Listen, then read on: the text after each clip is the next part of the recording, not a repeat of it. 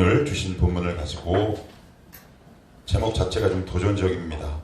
그렇지만 한번 같이 읽어볼까요? 다시 시작. 예, 하나님은 우리를 향해 끊임없이 도전하고 계십니다. 성경을 읽다 보면 하나님의 성품과 그 당신의 끈기에 대해서 언급하는 몇 가지 상황과 정황들이 있습니다. 제가 예전에 주일설교에 우리 하나님은 추격자와 같아 그랬어요. 그 대표적인 예가 요나입니다. 요나를 다시 써요. 지금 스페인까지 추격해 가십니다. 하나님의 말씀은 추격입니다. 여러분들이 아무리 피해도 하나님의 말씀은 그 말씀이 응할 때까지 그 말씀을 꽉 붙들고 여러분을 향해 끝까지 쫓아가십니다. 항복하셔야 합니다. 항복하셔야 합니다. 그 말씀은 여러분들을 붙들고 놓지 않습니다. 그 말씀이 응할 때까지 우리 하나님은, 그래서 우리 하나님의 별명이 있습니다. 영원. 그 말은 다른 말로 우리 하나님의 고집은 영원하다 라는 말입니다. 뜻도 돌이키지 않습니다. 두 번째는 이렇게 한번 적었습니다. 도전자. 하나님은 우리를 향해 끊임없이 도전해 오십니다. 이거 어때? 이거는 예전에 제가 장신대 신대원 다닐 때 이름은 기억할 수 없지만 외국 한 목사님이 와서 설교를 하는데 중간에 이제 통역이 있어요. 이제 뭐 통역하기도 하지만 그래도 쉬운 단어로 설교를 했기 때문에 몇 마디 여러분들도 알아들을 수 있는 말이에요. 지금도 저 기억에 생생해요. Do something in Christ. Do anything. Do something in Christ. 아무것도 안 하려고 하지 말고 무엇이든 하십시오. In Christ. 예수 안에서. 그래서 근데 그게 지금 되게 오래 가요. Do something in Christ. 예수 안에서 뭔가를 하십시오. 하나님 앞에 반응하십시오. 그런데 하나님은 우리가 이미 반응하려는 마음조차 없는데 우리 상황 가운데 도전을 해 오십니다. 그러면 하나님은 우리 상황 가운데 어떻게 도전해 오시고 우리 가운데 어떻게 들어오시는지 오늘 말씀을 살펴보기에 앞서 우리 금요기도에 왔던 분들은 다 기억하겠지만 안 오셨던 분들이 3분의 2 정도 되기 때문에 잠깐 언급을 하면 우리 창세기 4장을 봤습니다. 창세기 4장은 셋의 계보입니다. 셋은 뭐냐면 아담, 셋 이렇게 되어 있습니다. 아담이, 가인이, 아벨이 죽고 나서 그 다음에 낳은 자녀 이름이 아들이 셋입니다. 그런데 두 족보로 나뉘어집니다. 가인은 범죄하고 나서 하나님을 떠나기 시작하고 노시라는 땅에 딱 거주해서 성을 쌓기 시작합니다. 성을 계속 쌓습니다. 자기만의 세계를, 신세계를 건축해가는 거죠. 주님과 단절된 생활임에도 불구하고 하나님은 가인이 잘 되도록 용인하십니다. 그래서 두발 가인. 그 당시 청동기 시대가 진입하기도 이전에 이미 그는 철기 무기를 다룰 줄 아는 장인으로 거듭납니다. 유발, 퉁소와 피리, 그리고 야발과 유발. 또 이 사람들은 누구냐? 대규모 목축업의 창시자입니다. 그리고 이 사람은 누구냐? 이 가인은 또 이 라멕이 또 있어요. 처음으로 일부 다처제를 했던 사람입니다. 그러니까 굉장히 잘 나가요. 그런데 4장 25, 26절에 보면 셋은 에노스를 낳고 에노스의 시대에 비로소 여호와 이름을 불렀다라는 게 나옵니다.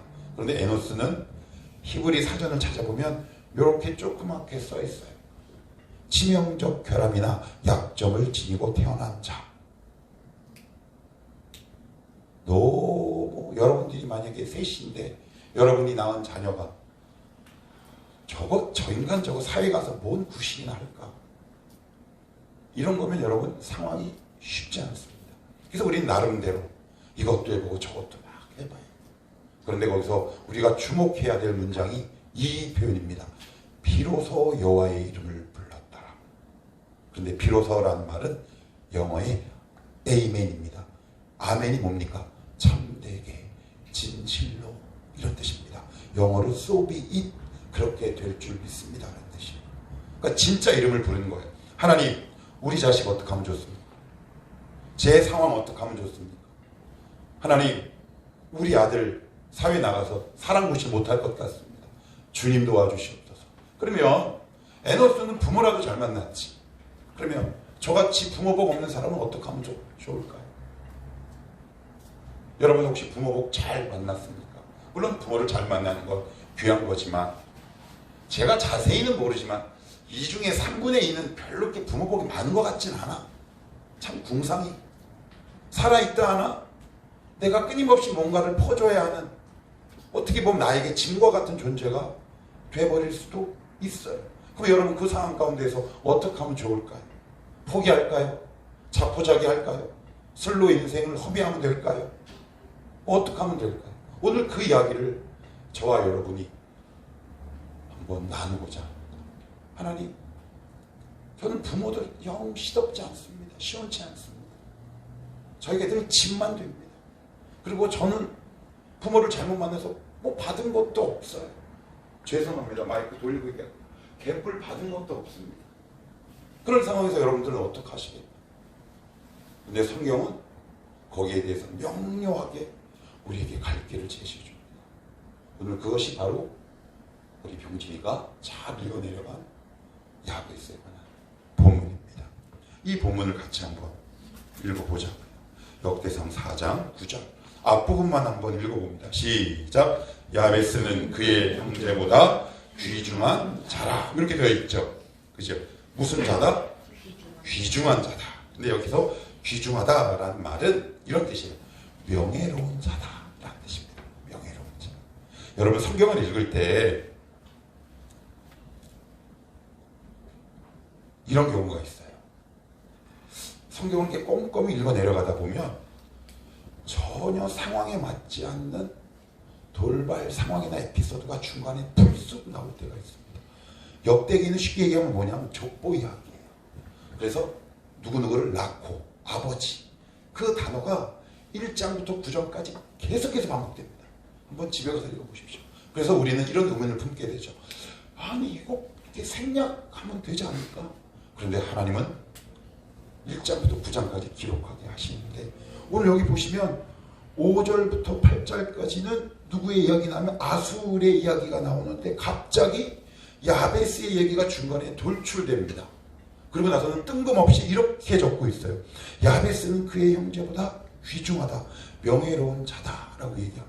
그런데 명예로운 이유가 있어요.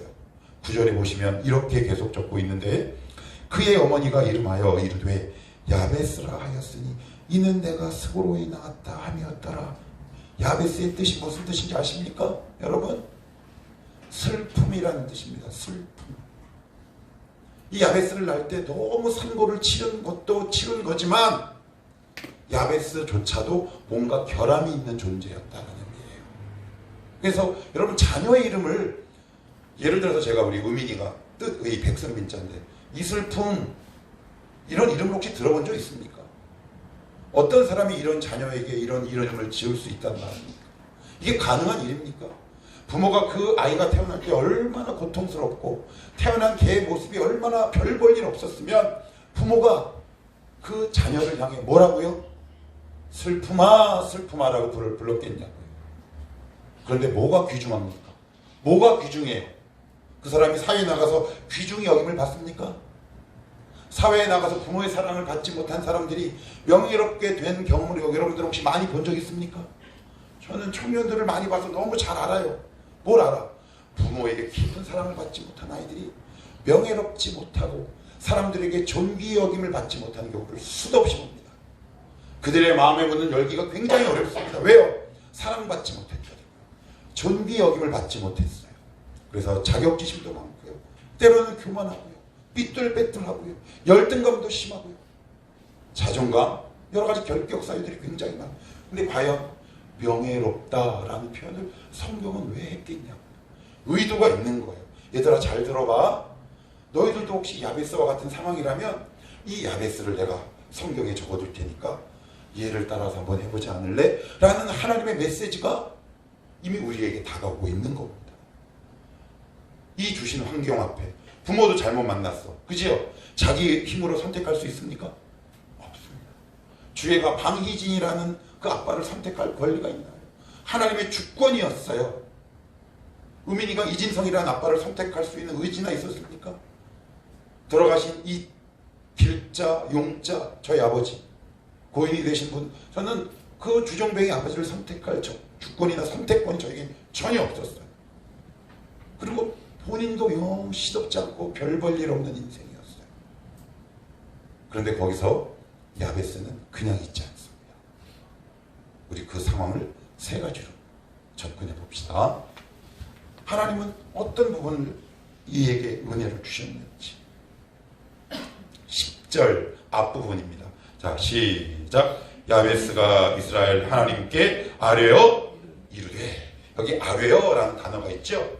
아뢰어라는 말은 말하여라는 말이 아니에요. 무슨 얘기냐? 이런 거예요. 야! 소리치는 거예요. 주님께 소리치는 겁니다. 간구하는 거예요. 무슨 얘기냐? 주님! 좀 도와주십시오. 주님! 살려주십시오. 주님! 저 좀 도와주십시오. 라는 뜻입니다. 소리쳐 간구하는 거. 하나님! 저 부모복도 없고요. 그리고 저 환경도 열악합니다. 저 그래서 주님 앞에 부르짖겠습니다. 그래서 그냥 조용히 기도한 게 아니라 어떻게 기도했다고? 소리쳐 외치다라는 뜻입니다. 이걸 간구라고 얘기합니다. 절박하게 호소하다라는 뜻이 이 단어에서 파생됐다고 합니다. 여러분들 하나님께 절박하게 뭘 호소하시겠습니까? 혹시 주어진 여건이나 환경이 마음에 들지 않아요. 부모도 볼 일이 없어요. 그 상황에서 여러분들은 어떻게 하고 있습니까? 사회 나가면 이게 비교가 돼야죠. 비교가 전혀 되지 않습니다. 나보다 월등한 스펙, 뛰어난 외모, 화려한 차, 그 모습을 보고 늘 좌절하고 어떨 때는 술로 나의 영혼을 달래는 우리의 모습, 그것이 우리 20대 청년들, 30대 청년들의 대부분 아니겠습니까? 그 상황 속에서 오늘 말씀이 우리에게 주시고 던지는 메시지가 있어요. 도전하시는 메시지가 있다. 그럼 구체적으로 뭐라고 소리쳤는지 보십시다. 이렇게 적고 있어요. 10절 이르되 주께서 내게 복을 주시려거든. 그 다음 읽어봐요. 나의 지역을 넓혀주시고. 이게 무슨 얘기예요? 땅을 달라는 거예요. 땅. 여기서 지역은 하나님 저 땅을 주십시오 라고 얘기하는 거예요. 저 같으면 이렇게 기도할 것 같아요. 뭐라고요? 하나님, 여러분 같으면 척박한 환경을 가장 빨리 벗어나는 방법이 뭐예요? 현대사회에서 물질이잖아요. 저 같으면 이렇게 기도해요. 하나님, 돈 주시옵소서라고 기도할 것 같아요. 그런데 이 야베스는 땅을 넓혀주시옵소서라고 기도해요. 이게 무슨 의미냐면 야베스가 그만큼 척박한 환경 가운데 정했다. 그래서 어떤 학자들은 이렇게 얘기합니다. 야베스가 부모로부터 물려받은 땅이 척박하거나 땅이 너무 작았기 때문에. 그런데 여기서 이 땅을 넓혀달라고 기도하기 시작하는 겁니다. 하나님, 이 운명이 저 순응하지 않겠습니다. 하나님, 이 내 땅을 넓혀 주시옵소서. 어떻게 기도했다고요? 절박하게 호소하는 마음으로 기도하기 시작합니다. 하나님 아니면 안 됩니다. 저 하나님 아니면 안 돼요.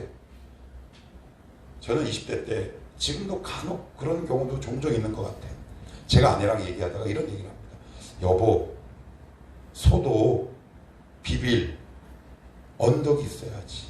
근데 나는 언덕이 아니라 낭떠러지야. 여러분 혹시 지금 그렇지 않으세요? 비빌 언덕이 없어요?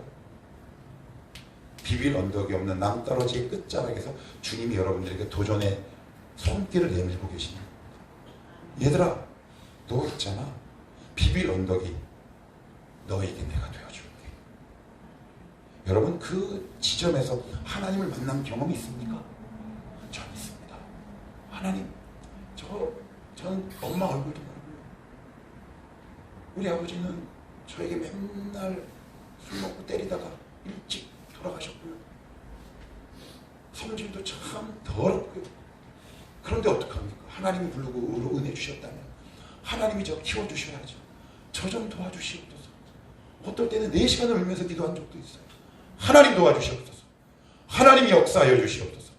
지금 돌아보면 그럴 때 절박한 그 절벽의 끝에서 외쳤던 하나님의 기도가 어느 순간에선가 응답되고 있는 현실을 저는 마주하게 됩니다.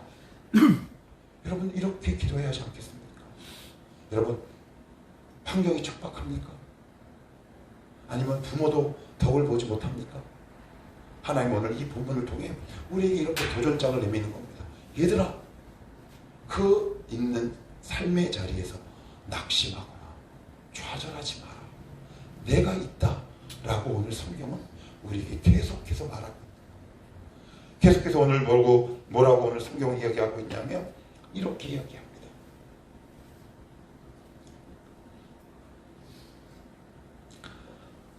10절 끝에 보시면 지역을 넓히시고, 자, 그 다음 뭐라고 나옵니까? 주의 손으로 나를 도우사. 그래요.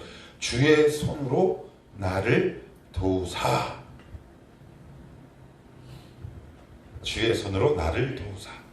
우리 사도행전 2장 17절 한번 찾아봅시다. 사도행전 2장 17절입니다. 사도행전 2장 17절. 이거 아마 보면 다 알 겁니다. 얼마나 익숙한 본문인지 몰라요. 교회를 나온 지 얼마 안 돼도 다 아는 본문입니다. 복음 성가도 있고요. 찬송가에도 이 가사가 나옵니다. 2장 17절 한번 읽어보시겠습니까? 시작. 하나님이 말씀하시기를 말세 내가 내 영을 모든 육체에 부어주리니 너희의 자녀들은 깨어날 것이요 너희의 젊은이들은 환상을 보고 너희의 늙은이들은 꿈을 꾸리라. 그래서 이 복음성가 있잖아요. 제가 전에 있던 교회에서 얼마나 많이 불렀는지 모릅니다. 여기 너무 잘 알고 있죠. 요엘서에도 나오는 말씀입니다. 근데 여기 보시면 재미있는 단어가 있어요. 너희의 자녀들은 예언할 것이요. 여기서 예언은 너 시험에 붙을 것이다 라는 불체도사 같은 의미가 아니에요. 하나님의 말씀을 붙들고 이 세상을 통찰하고 해석하는 능력이 자녀들에게 생길 것이고, 두 번째 단어가 되게 중요해요. 여기 보시면 이런 표현이 나옵니다. 너희의 젊은이들은 뭐요? 환상. 이걸 원래 뜻은 뭔지 아십니까? 비전입니다. 비전. 예수 믿는 자에게 부어주시는 하나님의 비전이 있다고 얘기합니다.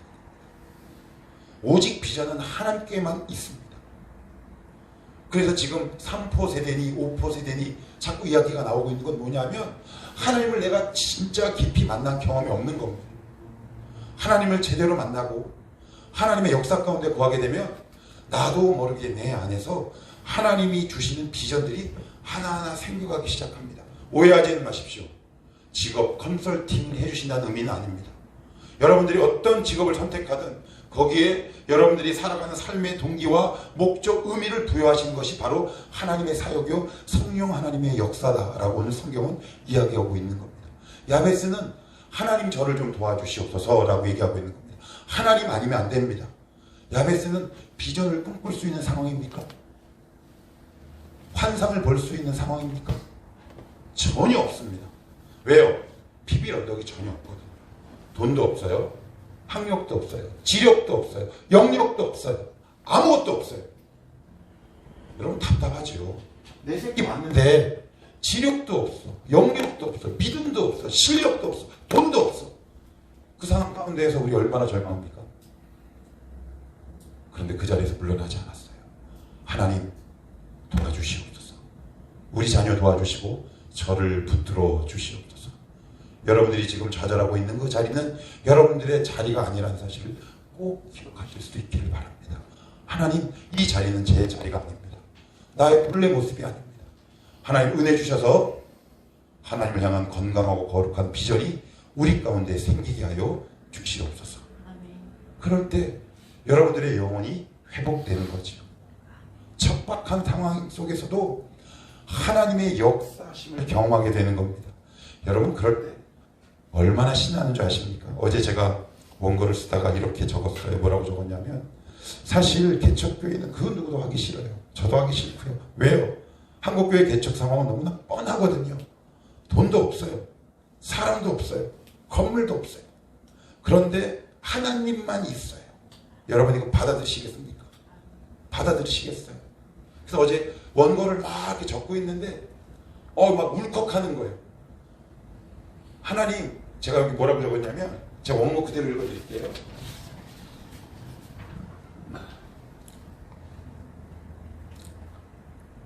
다른 말로 주님이 아니면 도울 자가 없다는 절박한 호소를 하나님께 올리고 있습니다. 청월함교회는 말 그대로 척박한 환경입니다. 물질도 사람도 건물도 없는, 한마디로 하나님 아니면 안 되는 교회라는 말입니다. 오직 하나님이 도우셔야 생존과 존립이 가능한 교회, 그런 교회, 그 공동체가 바로 청월함입니다. 이 말씀을 개인에게 돌려봅시다. 하나님 아니면 해결할 분이 없는 문제가 있지 않습니까? 그렇다면 여러분이 야베스요, 내가 야베스입니다. 이렇게 적어봤어요. 여러분, 가진 게 아무것도 없어서 어느 것도 시도할 마음조차 생기지 않지요. 그것이 우리의 현실이고 사실이죠. 아이 되겠어? 라고 그 자리에 머뭇머뭇 하시잖아요. 그런데 오늘 이 말씀을 계기로 여러분 가운데 하나님을 만나는 새로운 비전과 환상이 우리의 삶 가운데 일어나기를 축복합니다. 하나님, 이 자리에서 제가 뒤로 물러가지 않겠습니다. 우리 주님, 저를 붙들어 주시옵소서. 하나님, 제 이름이 슬픔입니다. 제 이름이 고생입니다. 제 삶이 고난입니다. 그래서 하나님의 도우심이 필요합니다. 그 결과 야베스는 하나님 앞에서 어떠한 자로 세워졌다? 명예롭고 존귀한 자. 그래서 하나님은 오늘도 그 척박한 환경에서 여러분들에게 여러 가지 도전장이라는 초대를 하고 계시는 겁니다. 도전장을 보내시고 그 초대장을 여러분들에게 돌리고 계시는 거예요. 그래서 내 어려운 일이 있을 때 우리는 쉽게 이렇게 이야기합니다. 왜 나만 이렇게 힘든 일이 일어날까? 그렇지 않습니다. 오늘도 그 환경을 통해 여러분에게 도전하시는 하나님의 음성과 그 하나님의 초대장을 여러분들이 볼 수 있기를 축복합니다. 그럴 때 우리의 삶이 힘이 얻게 되게 돼 있어요. 계속해서 한번 보시면 여기 이런 말씀이 계속 적혀 있습니다. 10절 저 끝에 보시면 이런 표현이 나옵니다. 나로 환난을 벗어나 내게 근심이 없게 하옵소서. 그래요. 환난을 벗어나 근심이 없게 하옵소서. 그래요. 환난을 벗어나게 해달라는 기도입니다. 하나님, 이 환난을 벗어나게 해주시옵소서 라는 거예요. 이게 되게 중요해요.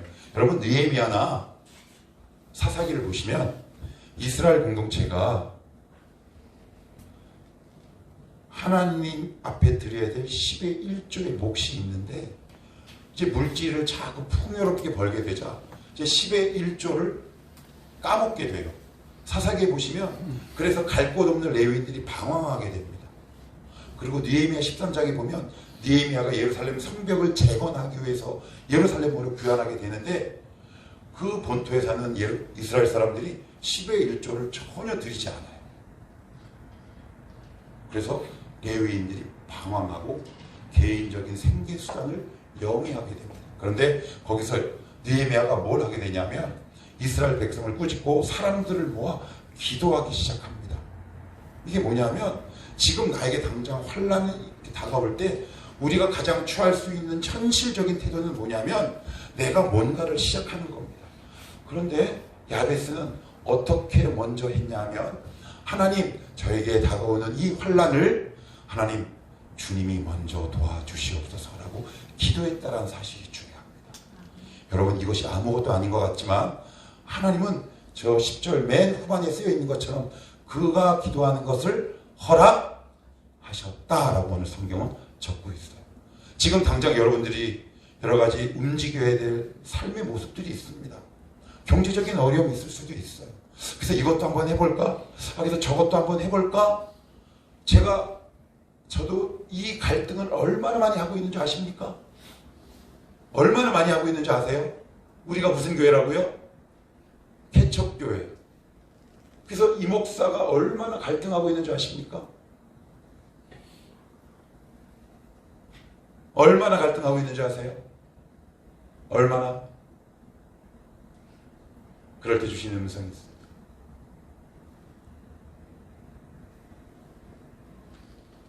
신상아, 너 무릎이 먼저다. 내 앞에 무릎 꿇는 게 먼저야.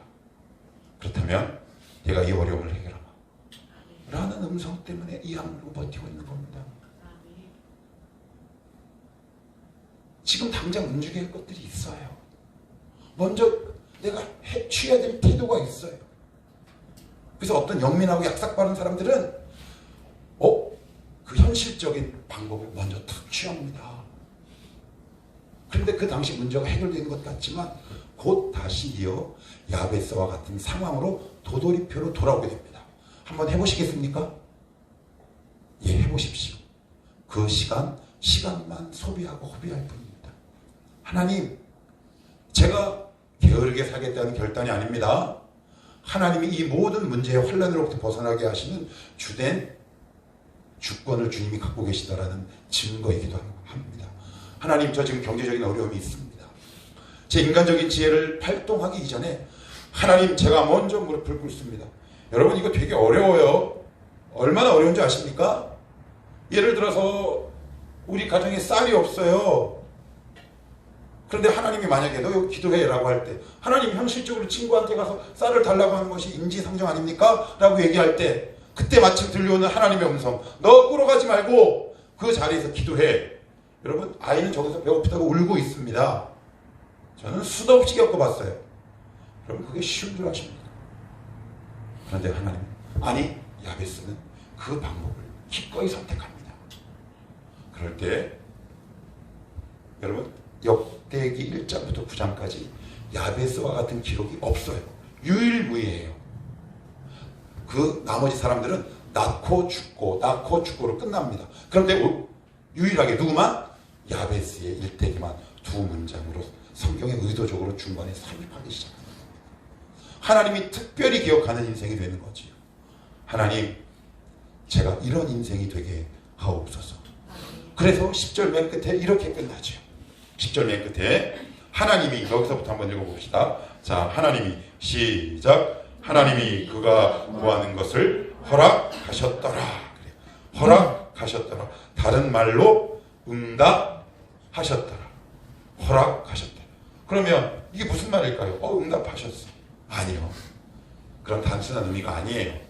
뭔지 아세요? 응답될 때까지 기도하는 겁니다. 응답될 때까지. 하나님 허락해 주시옵소서. 허락해 주시옵소서. 하나님 역사하여 주시옵소서. 야베스는 중간에 얼마나 포기하고 싶은 마음이 들었을까? 성경은 그 모든 것을 생략하지만 우리는 또 다른 야베스잖아요. 우리도 나름 기도하면서 흉내내보잖아요.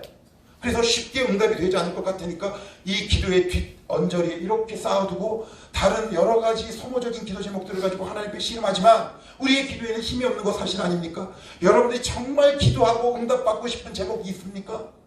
그런데 지금 내 때, 내 시기에 응답되지 않는 하나님의 이 응답 때문에 거절한 것 같이 여겨지는 그 생각 때문에 기도 수첩에 적혀있지만 여전히 부르지 않는 우리의 기도 제목이 있습니까? 없습니까?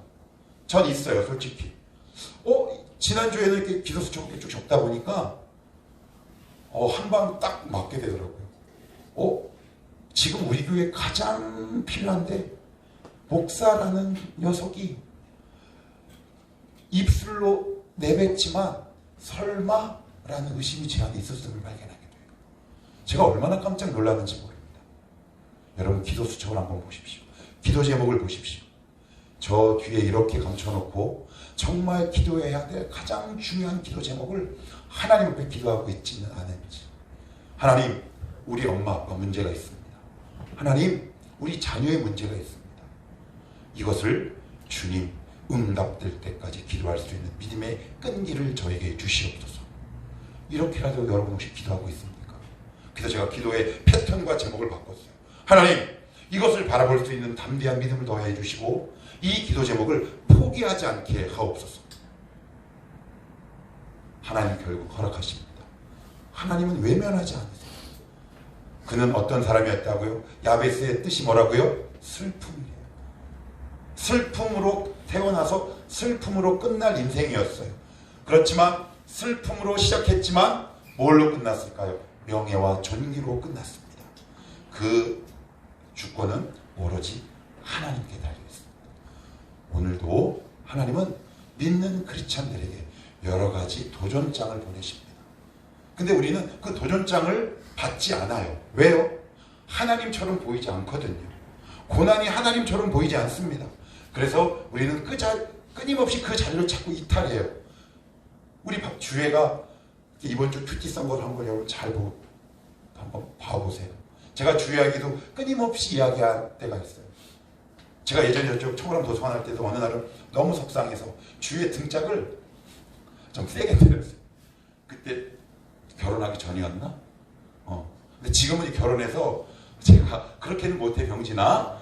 내가 존대해 줄게. 알았지? 제가 등짝을 탁 때리면서 이렇게 얘기한 적이 있어요. 너는 왜 하나님의 초대를 그렇게 날마다 거절해? 등짝을 탁 때리면서. 그 등짝 저도 맞아야 하고요. 우리 다 같이 맞아야 할지 모릅니다. 하나님 오늘도 우리에게 도전하시는 분입니다. 초대장을 보내시는 분이에요.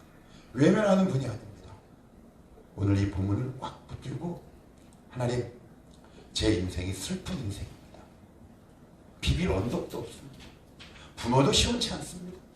나에게 경제적인 도움 줄 능력도 없습니다. 아무것도 없습니다. 그렇다고 제가 잘났냐? 그것도 아닙니다. 영역도 없고 지력도 없고 지혜도 없고 실력도 없습니다. 그렇지만 주님 되시니 그 주님께 기도할 수 있는 믿음만 생기게 하옵소서. 그럴 때 여러분의 삶이 슬픔에서 존귀로 바뀔 줄 믿습니다.